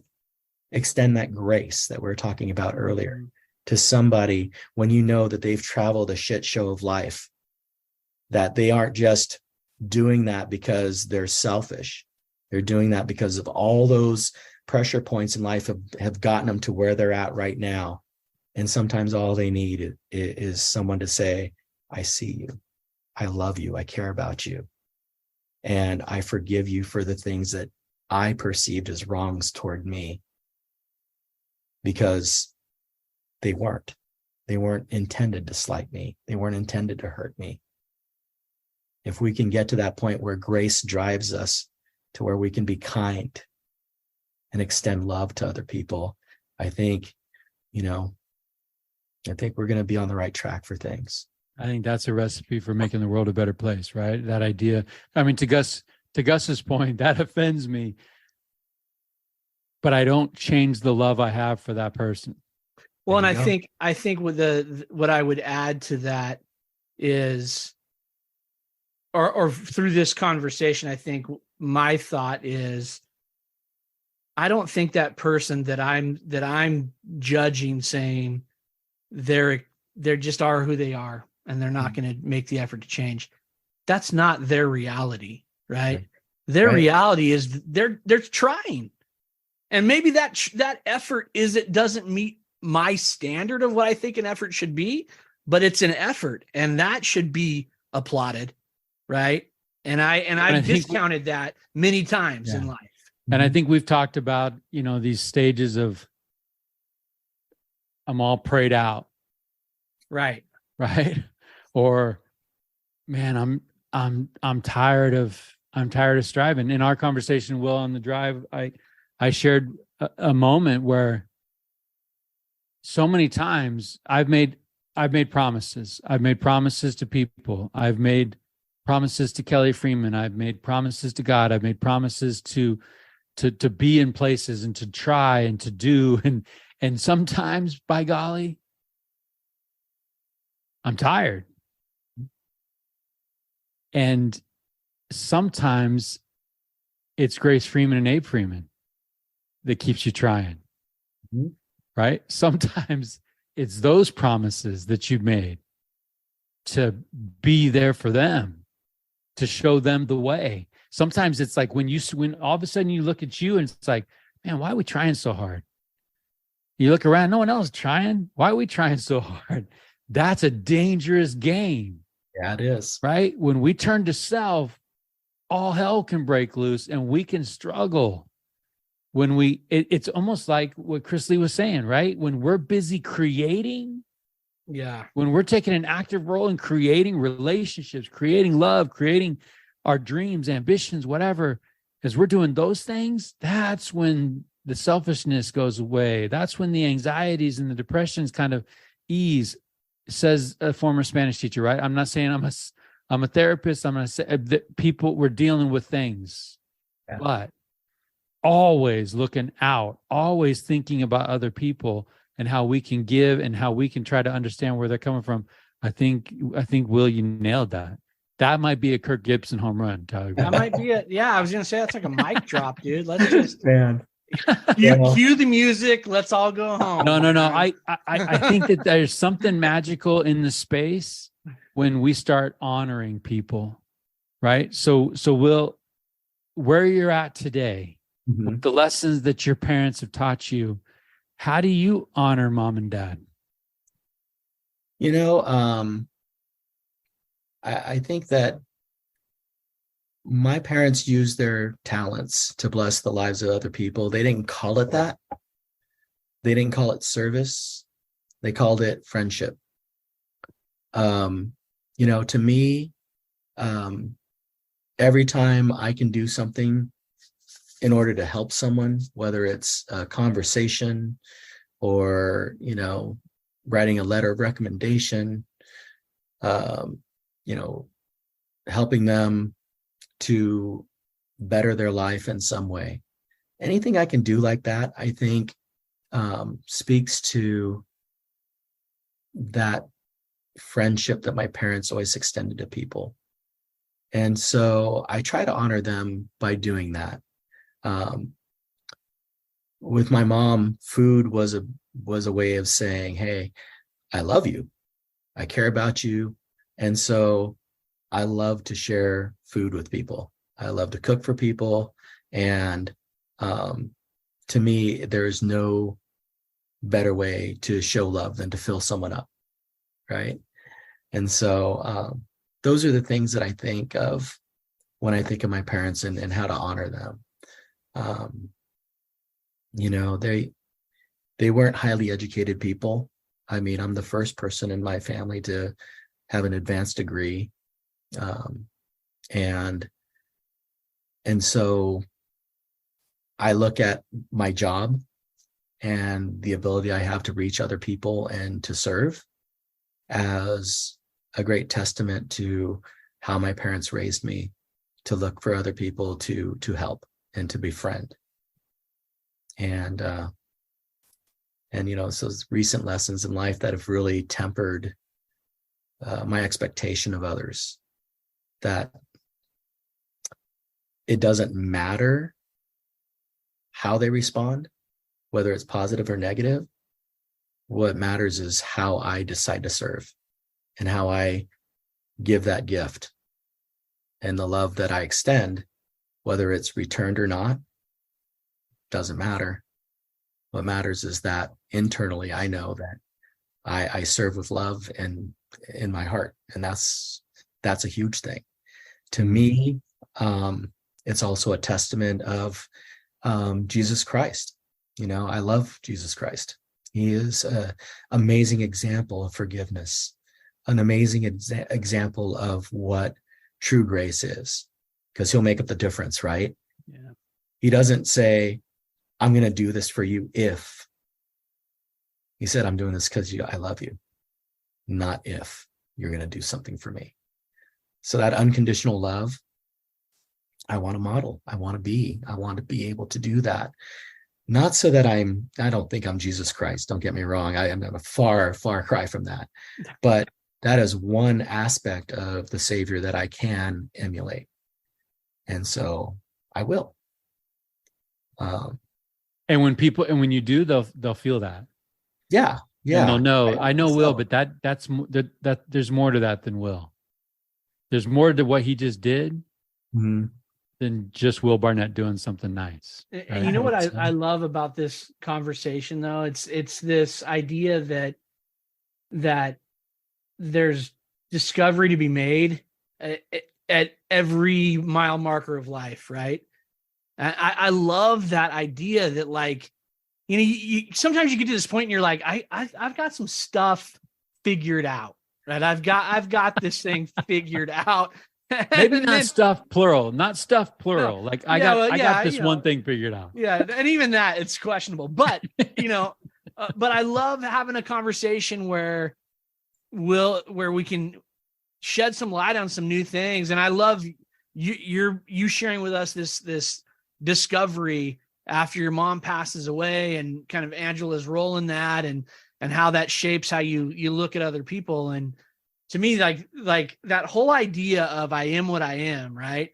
I don't think when we say that we're generally, that's not in a very proud moment when we're saying that, right? But I love the idea that there's progression, right? We're looking at ways to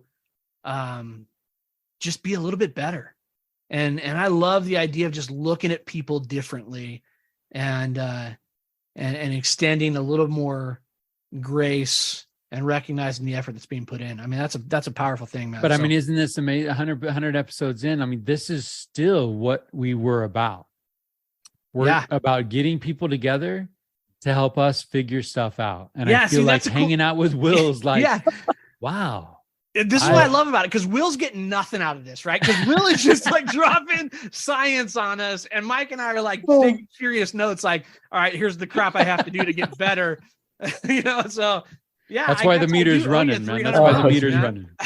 Well, it's fun to be able to kind of kick this stuff around in my head. And, I was thinking about something you just said, Tyler, about, getting things figured out, right? And I think life is always filled with these instances that are we see as finish lines or goal lines, right? Yeah. And those are actual doorways. Those are thresholds And once we cross them, it's not like, hey, I've arrived. It is, hey, there's a whole new world out in front of me that this threshold has just opened up for me. Yeah. Right. I mean, one of those things is like getting married, right? You think, okay, I know about getting married. I'm going to have this other person in my life and it's going to change the way I do things. And theoretically, yes, that is true. And you get that. But the day after the wedding, when stuff is like real, and then a year later, and then 10 years later, you're like, holy crap, I thought I had hit the finish line where I got married. Right. And then you're like, oh, there's all this other stuff. And it just opens up before. And it's like that with having kids. It's like that when you get your degree, right? Or when you get that first job, you're thinking, I finally made it. I'm not a screw up anymore. And then all of a sudden it's like, holy crap, there's so much more to learn. There's so much more to do. But you know what? I love that. I love the fact that when we work hard to reach a goal, that goal opens new doors for us, that goal allows us to broaden our perspective and allows us to set new goals and allows us to reach out and further ourselves, And I am what I am right now. Yeah. Amen. Because I'll be something different, a year from now because of the lessons I'm learning. I love that. I love, but I think that comes with some authenticity, right? Yeah, I am what I am. And I hope people, we all like to be liked. I want to be liked. Sure. At the same time, I'm realistic. I know I'm not everybody's cup of tea. I know that some of the stuff I've said tonight, someone's going to go, this guy's full of crap, but at the same time, I mean, that's the treatment. That's the treatment that we get. Well, yeah, don't worry. If you haven't read the reviews, these guys are full of crap. That's the number one stated review. But the thing is, let's celebrate when those right now, right? I love that. Let's celebrate when those doors open. Yeah. Right. I mean, let's celebrate those things. But I love that idea that when the door, it's not that finish line, it's a threshold. I kind of dig that. So I used to be the executive secretary for Tom Capner when he was a bishop in Third Ward here at Reading many years ago before he passed away. And I remember talking to him about stuff, just about progression and growing. And he looks at me and goes, it's a lot like working out, Will. Sometimes you'll be lifting, and the weights you can lift increases really rapidly, but then you hit a plateau. And when you hit that plateau, you don't just quit. You keep lifting and you double down your effort. And maybe you change how you're lifting, but you keep lifting. And so I've taken that and applied that in a lot of areas in my life. Because we hit plateaus professionally, we hit them relationally, we hit them as parents sometimes, and we just have to kind of change gears and keep lifting, right? Don't give up. Just change the way we do things a little bit. Learn, Yeah. It's weird to say, hey, we still have stuff to learn, even, here at my advanced age of 53. I feel like, hey, I still got a lot to learn, and being humble enough to say, yeah, let's go, let's learn, let's grow. That's fun stuff for me. I totally agree. I love it, man. Hey, before we move on to some other questions, is there anyone else you want to honor? You've talked about your wife, Angela. I love that compliment, right? She saved your life. I dig that. We've actually had a couple of folks share that same sentiment, Tyler, and I think that's a powerful thing to say. You talked about your boys, right? You talked about mom and dad. Is there anyone else looking back on your life that you want to honor in this space? I couldn't be who I was today without my friends. Those guys have seen me at my worst. They've dragged me from the edge of the abyss back to life and back to the sunlight. And, they're guys, they're just regular guys, and they deal with stuff, their own lives and their own stuff. But like I said earlier, I know I can give them a call at any time, and they'll be here in a moment, and they know they can call me and I'll be there, come hell or high water. We got each other. Those guys I love, and I always will. But I think Angela comes from a pretty amazing place. Angela is the oldest of 6, and her parents are amazing. Her parents, Scott and Patsy Miles, are these people that even at my worst, when I wasn't good to their daughter, they still love me. That's and saying something. Yeah, it does. That's saying something. And it's not like they don't have their things, right? But they're not, I'm not going to love them because of the way that I think they should be. I love them for who they are. And if I can honor them by honoring their daughter, by honoring our family, yeah, I'd love to pay tribute to them. They're powerful people that influenced my life and inspired me to get better. Scott Miles, understated man. He is one of those guys, old school, kind of rough around the edges. But God, I love that guy. I love the fact that he loves my kids unconditionally. I love the fact that he loves his own kids so much that he invests himself emotionally in their spouses. He's amazing. And Patsy, she's another person that I love her because she loves everybody and wants everybody to get along. Her perfect world is everybody being present. And sometimes, when everybody's present, it's not always smooth. It's not always silk, right? Sometimes there's bumps, but loving through those bumps, she's teaching us how to do that too. Patsy Miles is an amazing person. Yeah, no empty chairs. Hey, what do you hope your kids are learning from you these days? Geez, I hope that they learn some resilience, right? That they learn that they can work through the tough stuff, that they have this power within themselves. I hope they learn that they don't have to do things alone, that whether it's those close friends or even family, that they have resources and people that care about them and will always be on their side. I hope my kids learn that, there are better days ahead, that the challenges are going to help us grow. I hope the boys know that, mom and dad love them unconditionally, and that we'll do anything we can to help them, that will help them through the painful parts, that we can't take the pain away, but we're going to help them through it. And that I think that's the hard part as a dad, right? Is watching them struggle and wanting to take that pain away, but knowing that it's part of their growth. I hope they understand those things. And I hope that, that they can embrace the suck, right? Get through the hard stuff because there's better things ahead. And you can do anything for 6 months. Yeah, anything, man. Because quite like I said earlier, man, if life can be good to a dirtbag like me, then it'll be incredible for great kids like my kids. If Grandpa can do 6 tours. Yeah. Crazy. Think about that. Right? Will, what gives you hope these days? Man, I tell you, there are a lot of things actually.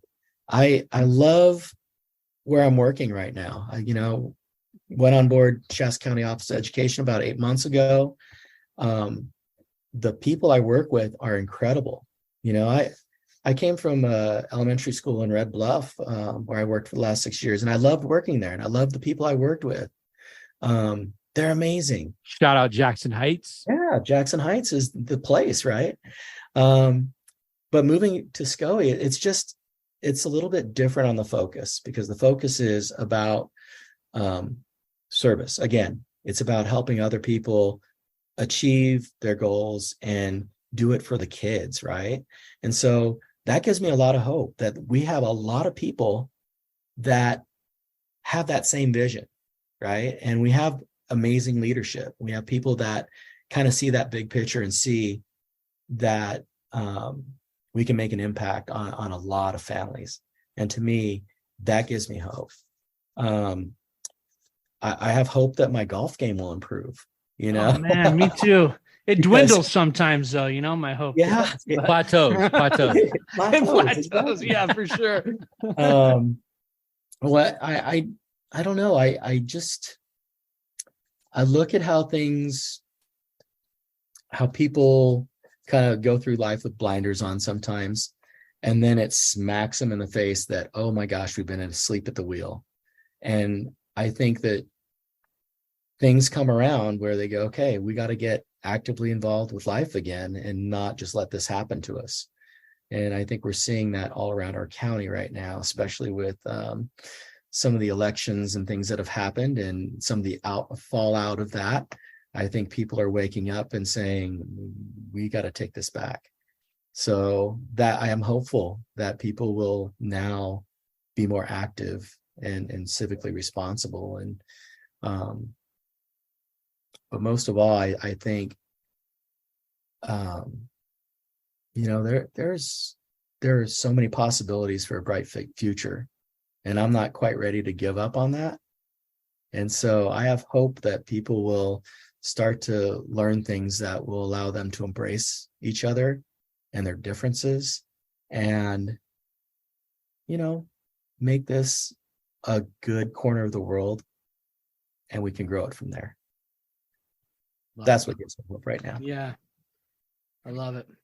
Hey, quick little clarification. I just want to go back to that idea of a scale. I think long term it balances.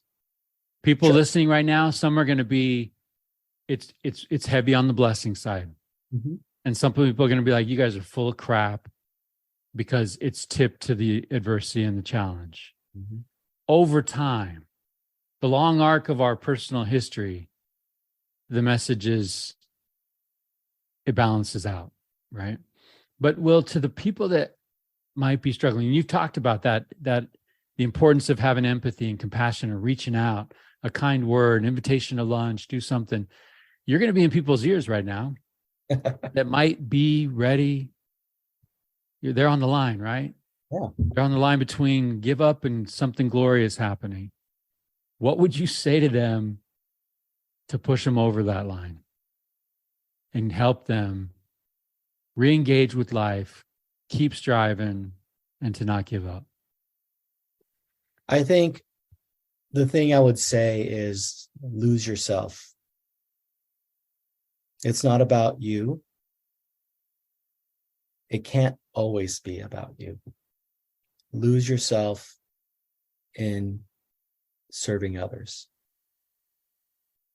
Because I tell you, even in those hardest times when you're at your lowest low, when you can make someone else's day a little bit brighter, it goes a long way to make your own day brighter. I can't tell you, I still have struggles with things, I'm a human male, and every once in a while I'll get that text from a friend, right? Hey, let's go kayaking. I get doing that, I get a text from one of your former guests, Quinn Lowry, and his wife, Whitney, right? We just went to Italy together, and I get a text from him saying, hey, let's go kayaking. It's kayaking weather. And it's like, dang, that lifts me, right? Mm-hmm. And if I can send a text like that to somebody that makes them go, oh, that's awesome.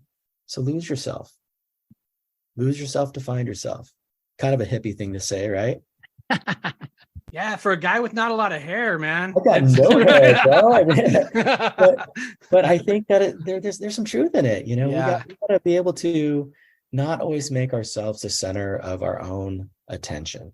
Yeah, we've got to be able to let other people know that they matter, and we do that by giving of ourselves and our talents, and I think a lot of people have a lot to give.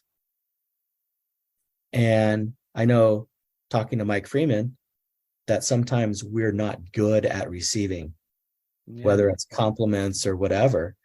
And like we talked about, Mike, that steals the joy from someone else when we don't accept the gifts that are given. Yeah, and we have a responsibility, right? We have a responsibility to say thank you and mean it, and to be humble enough to say, that person likes me and that person complimented me, and it's okay. It's okay for me to receive that, because not only does it, because there's a element, I think, that we think it's a little what's the word I'm looking for? I don't know. I can't think of it right now, but we feel like we don't deserve that, but and egotistical, right? That, oh yeah, they recognize my greatness. It's not that, it is genuinely accepted, because people like us, people like you, and it's okay. It's okay to feel that joy that someone likes that aspect of me. It doesn't make you egotistical. It makes you a regular human being. Can you share with us home stretch here? But I'd love to get a mental image from you of a moment in time when you looked around at whatever was going on in your life and you thought, right now, life is truly rich. Yeah, it happens a lot more than I think I deserve sometimes, right? I know that there was a moment a couple weeks ago where I'm standing next to Angela, and we're in this little town in the edge of Tuscany called Pienza, and we're standing on this 14th century rock wall overlooking this sweeping valley, nothing but green grass for miles. Every once in a while, there's a little stone house surrounded by cypress trees. And there's a winding road that goes down the valley, and the sun is out, and she's in my arms. And I'm taking this deep breath, and I'm just breathing in her essence. I'm smelling her hair. And I'm thinking, my God, life is good. There's a moment when I'm standing with my boys after placing my mom's ashes in the limousine, in the hearse. And I look across and I see all three of these young men. And I look at Angela and we lock eyes. And in that moment, there's this richness that we are this wonderful family that has risen above a lot of adversity, but have this moment together where everything's right in the world. Even though we're saying goodbye to my mother, it's okay. It's how it's meant to be. It is those times where you just go, yeah, life is good. We had an opportunity a few years ago to reconnect with some of Angela's cousins out in Utah. And so now every summer we get together with them. And they have one of the boys, Jackson, he was 19 years old and he passed away. He had some tumors and things like that. But the time that we were able to spend with them was just wonderful. And there was a point where they came up here to Redding and we begged, borrowed, and, just got like 25 kayaks together. And we Armada. Yes. And so we all, 25 of us, going down the Sacramento River. And I remember at one point, and it was right before my kayak tipped over and I was in that freezing river, where I just kind of paddled back and I was next to my son, Nick. And I looked and there's just all these people, all this family together on the river. And I thought, man, it doesn't get any better than this. So there are moments, right? And they're always centered around family. They're always centered around contentment, about love. Yeah, those are the times when I feel like I'm living a rich life. Well, I felt like I was like at the, I'm sorry, did I put you to sleep, Tyler? No, I felt like I was like being read to from a book, man. I'm just like, what is happening here? This guy, it's amazing, man. I love this it. This episode is brought to you by the Office of Tourism for Tuscany in Italy. I swear, man. Like they need one. I know, right? Yeah. Maybe by Ambien, if you guys need a little night. No, that was beautiful. That's amazing. That is exactly the kind of spirit that I want that question to stir every time. So thank you. Well, this has been fun. When I was having dinner with Mike the other night, and he said he spent some time with you, and he's like, what if we have Will on the podcast? I was fired up, man. I was excited. It's been a long time that I've been able to spend some time with you, and this has been it's been so much fun, and it's been enlightening in a lot of different ways. So I appreciate that.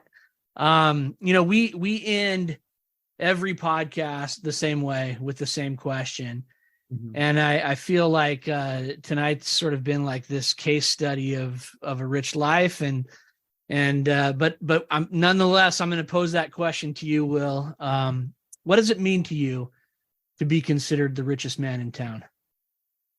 Man, I could aspire to be George Bailey, right? It's about, to me, it's the love. It's the love of others, not on the receiving end, but on the giving end. It's being able to truly be free to be yourself, and knowing that your gift is accepted for what it is. That to me is what a rich life is about. It's about loving and being loved. That's it. That's you. Like in one podcast, we've had 5 mic drop moments. Just boom. Right. So, I will tell you, it is an honor to call Will Barnett my friend. Will, you are one hell of a guy, and I appreciate you. Well, thank you very much, and I appreciate you guys too. And Mike, you to me, you're my boss, technically, but you're more than that. You're a mentor. You're a friend, and I love working with you, and I love the fact that you're my friend too. We sharpen each other, right? Like that's the idea. And Tyler, yeah, it's been many years, but it's great to be able to just have a conversation like this with you and feel like no time has passed. Yeah, and, I love that. It's a rare person that I have that feeling with, and so I appreciate you inviting me to be on here and listening to me babble for a while about just the main stuff. We could keep going. That's the problem. I could have sat here for 2 more hours, man. But listen, I'm sure Angela would have something to say about that. We appreciate you, and this has been a huge thing for me tonight. So thanks for being here, Will, and thanks for being who you are, and we appreciate you and your family, and make sure you tell Angela that we said thank you for letting us borrow you for a couple hours tonight. So on some short notice. Notice. We appreciate you, man. She was out at a professional dinner tonight, so she was like, I don't care what you do, just thank you for this. So, Even better. All right, man. You have a good night. We appreciate you. Thanks, guys. Hey, thank you. Appreciate the time. All right, take care. Bye.